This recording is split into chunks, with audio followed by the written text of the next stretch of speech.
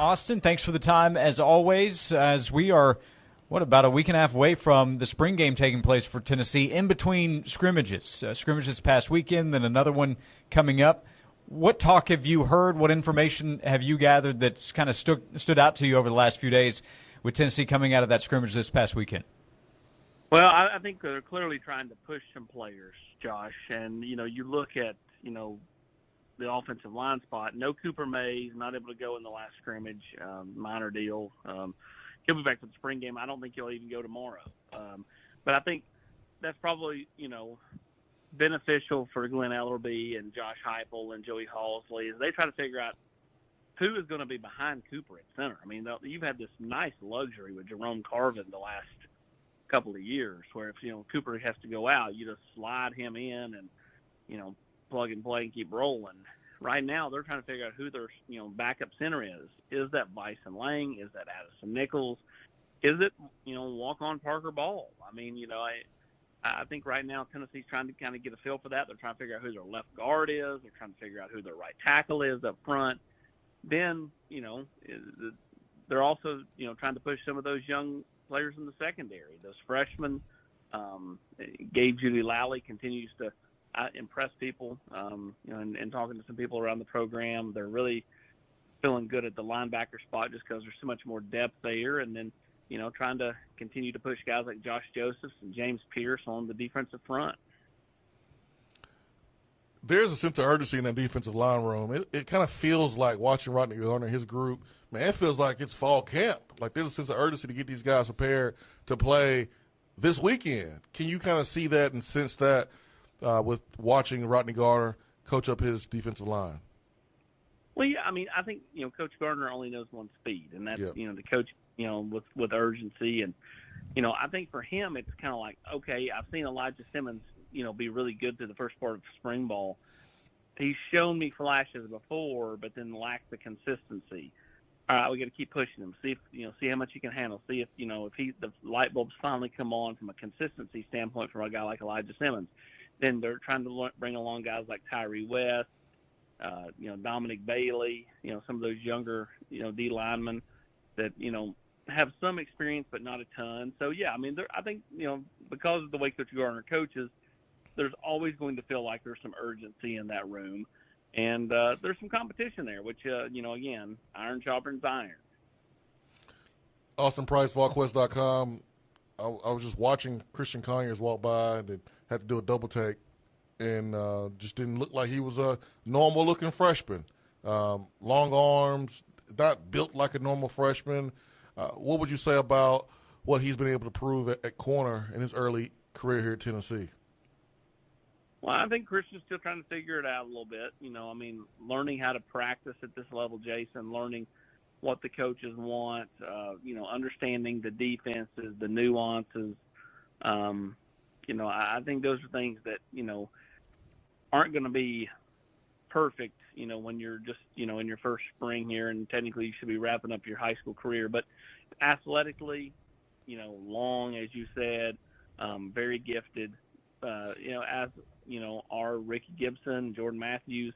They've got three really talented corners, that they've brought in. And, I think Tennessee's, very, very pleased with what those guys have brought to the table at this point. Now, again, I'll caution, it's it's hard for me to see them, playing a ton of reps this year, but I think there is an avenue for them to be able to be a factor on special teams and in the two deep.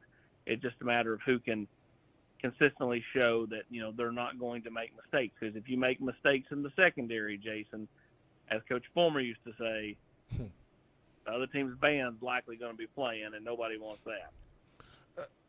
I don't want to hog up the questions, but I got another one for you. Sorry, Josh. We saw how important it is to have relationships with high school coaches here in the state of Tennessee. Tennessee has had a coaching clinic. I saw a lot of high school coaches around. Also saw maybe some local prospects around that's going to be really good players here in a couple of years too. How important is it to have that relationship with local coaches and recruiting for the future with some of the local talent? Well, I think it's always important to have good relationships with your local coaches or your high school coaches in the state of Tennessee. And for a lot of these, Tennessee coaches, they have, long-standing relationships with, coaches in other states. I mean, Coach Martinez, Coach, Garner, Coach Jean-Marie, they all have recruited the South for a long time, so they know these high school coaches in Georgia and Alabama and so on and so forth, Florida. And, I think when you can do that in the state of Tennessee, it just sets you up, to me, long term, because ultimately you have to recruit the state. The schools that predominantly produce talent, and the more you can be involved in the high school ranks, I think it just further ingrains you into the state as far as being able to recruit it. So I think it's very, very important. Austin Price is with us, volquest.com, thanks to Rick Terry Jewelry Designs.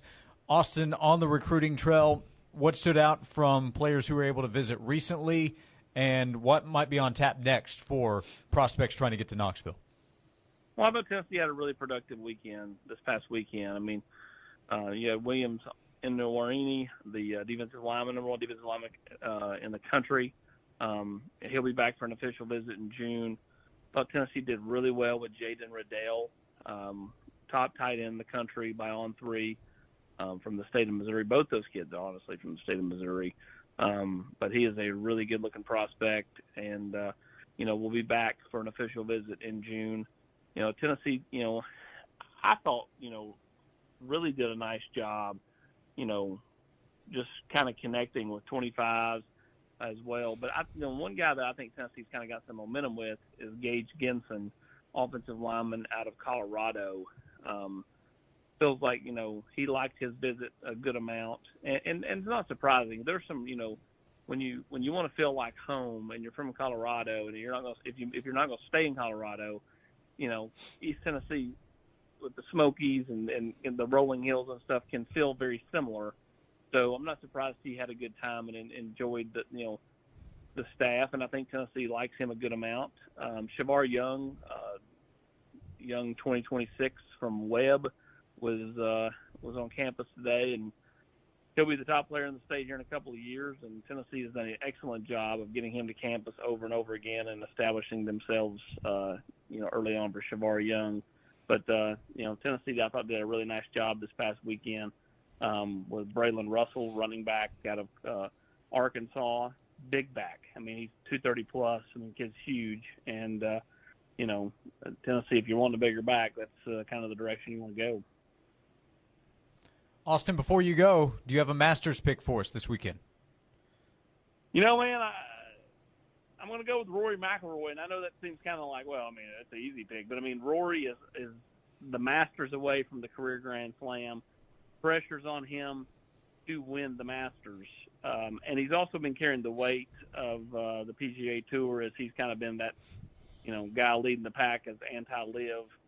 So I'm going to go Rory McIlroy. I think he's kind of took the pressure on and handled it really, really well. And, I think this is an excellent opportunity. Remember, he finished second, at Augusta last year, and really should have already won this tournament once. Gave it away several years back with that snap hook on 10, and then subsequently played number 12 like trash. So, I think this is his week.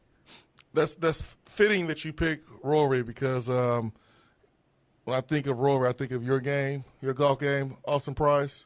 I've heard that you guys play a similar golf game, so it's probably the biggest compliment you'll get this week. So happy birthday, my friend, as you celebrated your 32nd birthday yesterday? Jason, I wish I was 32, buddy. I know it, man. I know what you mean. The age is just a number, Austin, even if you're just pretty big now. Austin Price, the birthday boy this week, covering Tennessee football, recruiting, knows the golf game as well with the Masters this weekend. You got Rory game. There you go. That's what they say at the golf club. I heard them. AP, they was whispering, man. I heard them. I had the opportunity. I got to play Seminole back in December when Tennessee was at the Orange Bowl, and Rory was there, and I got to meet him. So, I figured, AP's luck rubs off on McIlroy this week, and he wins the Masters. There you go. If he gets that green jacket this weekend, I expect that in his post-match interview, AP will get a shout-out. That's my expectation. He would deserve it for sure. He'll go, that guy from Tennessee. That was the key. That's it. Austin That's Price, VolQuest.com. A shout-out to Rick Terry Jewelry Designs as well, making Austin's appearance happen every week. Rick Terry Jewelry Designs, making it unique, making it special, making it just for you. Want to be your jeweler there, Rick Terry Jewelry Designs. Austin, thank you for the time as always. We'll talk to you again soon. Thanks. Good. Appreciate it, guys. Take the over. Austin Price, VolQuest.com. Over. What's the number? I wasn't even sure what the over was on. All I heard was he said over. So. Oh, the over on commitments. No one. Oh. Hey, you caught that? You didn't catch it? I was still on the golf game. Yeah. AP slick now. Oh, man. AP throws little clues. He got one out the door, yeah. Gotta have your head on the swivel, Josh Ward. Yeah, the Nugget Man. He dropped one. I don't think Nugget Man's a good nickname, Josh. Let's not call him that. But okay. He threw some clues right there. I was like, yeah, there you go. 3 over for Roy to win? What about recruiting, Price? He just told us. Take the over for the month of April. Interesting.